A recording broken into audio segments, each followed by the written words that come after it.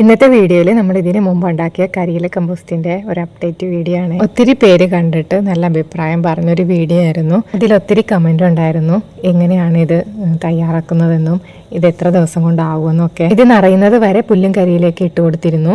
ഏകദേശം നിറഞ്ഞു കഴിഞ്ഞപ്പോൾ ഇതിലേക്ക് മണ്ണിട്ട് കൊടുത്ത കൂട്ടത്തിലോ എന്തോ വേസ്റ്റ് ഇട്ട കൂട്ടത്തിലോ അതിൽ കുറച്ച് വിത്തുകൾ വന്നിരുന്നു.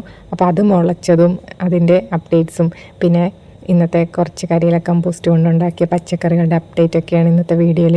ഡ്രമ്മിലുണ്ടായ ചെടികൾ എന്തൊക്കെയാണെന്ന് കാണണ്ടേ. അപ്പോൾ ഇതിൽ എങ്ങനെയോ വാഴയുടെ വിത്തും ചേമ്പിൻ്റെ വിത്തും ഒക്കെ വന്നു. നന്നായിട്ട് വളർന്നു വന്നുകൊണ്ട് ഇതും ഇവിടുന്ന് മാറ്റി കൊടുത്തില്ല. ഇപ്പോൾ ഏകദേശം നോക്കിയേ നല്ല രീതിയിൽ തന്നെ പൊക്കം വെച്ചു. ചേമ്പിൻ്റെ വിത്ത് എടുക്കാനായിട്ട് പാകമായിട്ടുണ്ട്. നമ്മളിപ്പോൾ എന്തായാലും അത് എടുക്കുന്നില്ല. നമുക്ക് അത് എടുക്കുന്ന ഒരു വീഡിയോ ഒക്കെ ആയിട്ട് ചെയ്യാമെന്ന് വിചാരിച്ചു. ഞാൻ ഫസ്റ്റ് ടൈം ആദ്യമായിട്ട് ഇവിടെ നടന്നതാണ് എൻ്റെ ഈ ചാമ്പ. ഈ ചാമ്പയിൽ നിറയെ കായൊക്കെ പിടിച്ചു. രണ്ടാമത് ഞാൻ നട്ട് നോക്കുന്നത് ഈ തക്കാളിയാണ്. അപ്പോൾ ഞാനിതൊക്കെ പറയാൻ കാര്യം കരിയില കമ്പോസ്റ്റും വളങ്ങളൊക്കെ കൊണ്ട് തന്നെയാണ് ഞാൻ ഈ പച്ചക്കറികളൊക്കെ വിളവെടുക്കുന്നത്. ഓരോന്നും നടുന്നതും അതിൻ്റെ പരിപാലന രീതിയൊക്കെ ഞാൻ വീഡിയോസായിട്ട് ചെയ്യാറുണ്ട്.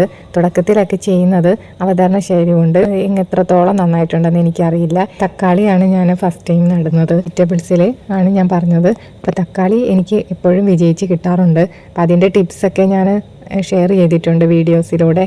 ഞാൻ ചെയ്യുന്ന രീതികളും അതൊക്കെ ഷെയർ ചെയ്യുമ്പോൾ അതൊക്കെ ഒത്തിരി പേർക്ക് അതൊക്കെ ഉപകാരപ്പെട്ടിട്ടുണ്ട്. ഇങ്ങനെ ചെയ്ത് നോക്കിയിട്ട് അതൊക്കെ വിജയിച്ചിട്ടുണ്ട് എന്നൊക്കെ പറയുമ്പോൾ എനിക്ക് വളരെ സന്തോഷമുണ്ട്. നിങ്ങളുടെ ഈ സപ്പോർട്ടാണ് എനിക്ക് വീണ്ടും ഇങ്ങനെ വീഡിയോസ് ചെയ്യാനായിട്ട് പ്രചോദനമാകുന്നത്. ഇപ്പോൾ നമ്മൾ പച്ചക്കറിയൊക്കെ ഇങ്ങനെ വിളവെടുക്കുമ്പോൾ ഇതൊക്കെ ഇങ്ങനെ നമ്മൾ ഒരു ദിവസം തയ്യാറാക്കി വെച്ച കരിയില കമ്പോസ്റ്റ് അല്ലെങ്കിൽ എന്തെങ്കിലും ഒരു വളത്തിൽ നിന്നാണ് നമുക്ക് ഇതൊക്കെ കിട്ടുന്നത്.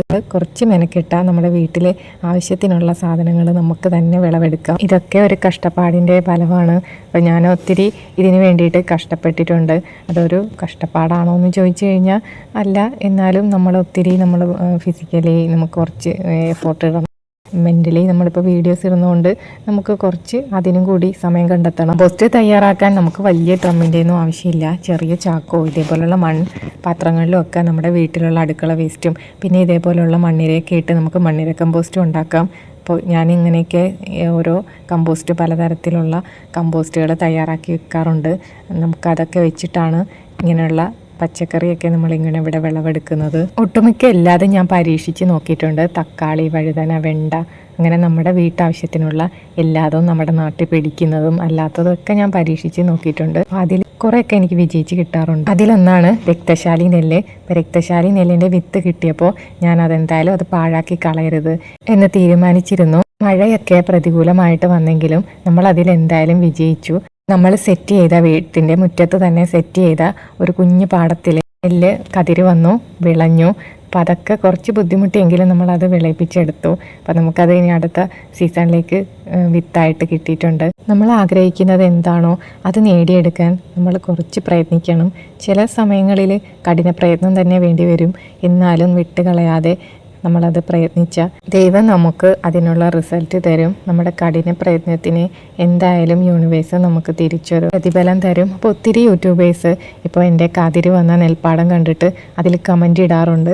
അപ്പോൾ അവർക്കൊക്കെ വേണ്ടിയിട്ട് ഞാൻ പറയുകയാണ്, നിങ്ങൾക്ക് എന്താണോ പാഷൻ, നിങ്ങൾക്ക് എന്താണ് ചെയ്യാനാണോ ഇഷ്ടം അത് സ്ഥിരമായിട്ട് വീഡിയോസ് അപ്ലോഡ് ചെയ്ത് എന്നെങ്കിലും ഒരു റിസൾട്ട് നിങ്ങൾക്കും വരും. അപ്പം ഞാൻ വലിയൊരു യൂട്യൂബർ ആയെന്നല്ല, പക്ഷെ എന്നാലും ഈ കുറഞ്ഞ സമയത്തിനുള്ളിൽ എൻ്റെ ചാനൽ എനിക്ക് മോണിറ്റൈസ് ആക്കി എടുക്കാനായിട്ട് പറ്റി.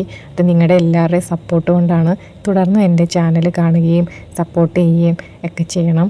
അപ്പോൾ വളരെയധികം നന്ദിയുണ്ട് എൻ്റെ സബ്സ്ക്രൈബേഴ്സിനോടും വ്യൂവേഴ്സിനോടും ഒക്കെ. ഇഷ്ടമായെങ്കിൽ ലൈക്ക് ചെയ്യുകയും ഷെയർ ചെയ്യുകയും സബ്സ്ക്രൈബ് ചെയ്യുകയും ഒക്കെ ചെയ്യുക. Thank you. നമുക്ക് അടുത്ത വീഡിയോയിലൂടെ വീണ്ടും കാണാം.